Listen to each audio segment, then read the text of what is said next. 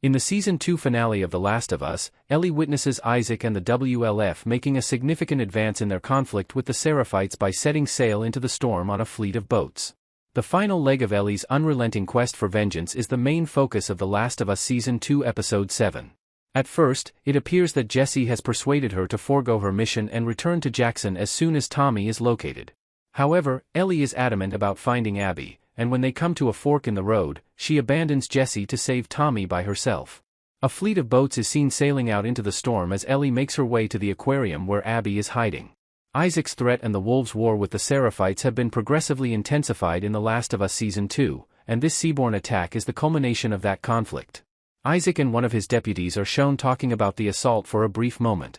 He believes he can use this brutal military operation to end the war in a single night, but we never see them reach their destination, so it's unclear exactly what that operation entails.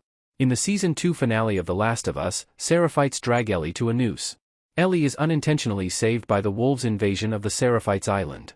A young Seraphite boy spots Ellie after she washes up on the island after her own boat is destroyed while she is en route to the aquarium. He immediately reports her to his father. Ellie is seized by a gang of Seraphites, who then tie a noose around her neck and drag her into the woods.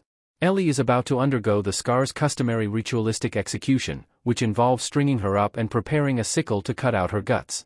However, they shorten the execution as soon as they learn that the wolves are attacking their village. Ellie manages to escape back to her boat and resume her journey to the aquarium after they abandon her on the ground. Ellie would have died if Isaac and the wolves hadn't attacked the Scar's island, and at that precise moment, no less. The annoying intruder who has been killing his soldiers on a warpath through the city was saved by Isaac, who will never know it. Isaac regrets Abby's absence while he is organizing the attack. Although Mel and Owen are missing, Isaac doesn't give a damn about them. He believes that Abby is unique, but Mel and Owen are interchangeable. Isaac explains that he hoped Abby would take over as the WLF's leader in the event of his death, which could be imminent given the impending assault, and that Abby is often referred to in the game as his top Scar killer. However, Abby has been AWOL for a couple of days. As teased by the very end of the Season 2 finale, Season 3 will go back and show what Abby's been up to over the course of the 3 days that Ellie has spent in Seattle. For her part, Abby has been on an amazing journey. Abby left her job to follow Owen to the aquarium after he went AWOL. However, she was attacked by some Seraphites en route and nearly hanged before being reluctantly rescued by 2 fugitive Seraphite children, Lev and Yara, who were also set to be put to death. Abby was reluctant to assist them at first, but she ultimately took Lev and Yara under her wing. Joel and Ellie's relationship is purposefully brought to mind. After committing terrible acts of violence, Abby, like Joel, feels empty. Protecting these children gives her a more honorable purpose and a much-needed redemption story. This implies that she forgoes her previous goal of becoming Isaac's leading Scar remover and does not return to assist in the attack. In order to save Lev, she does travel to the island during the assault. In The Last of Us Part 2, the village of the Seraphites is destroyed by fire.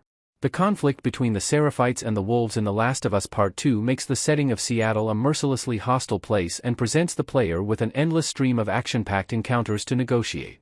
However, as a work of environmental storytelling, it also fulfills a significant thematic function. The ongoing civil war in Seattle serves as a metaphor for the never-ending cycle of violence in which Ellie and Abby murder each other's friends while coming up with no solutions. There is a carnage in the game when Isaac and the wolves get to the Seraphites island. Despite being taken by surprise, the Seraphites have a good chance of retaliating because Tommy's sharpshooting antics and Abby's absence have made the wolves' forces weaker. Nobody wins the war in the end. As all of the soldiers murder one another, the island turns into a flaming hellscape. It's an eerie visual feast, and watching The Last of Us bring it to life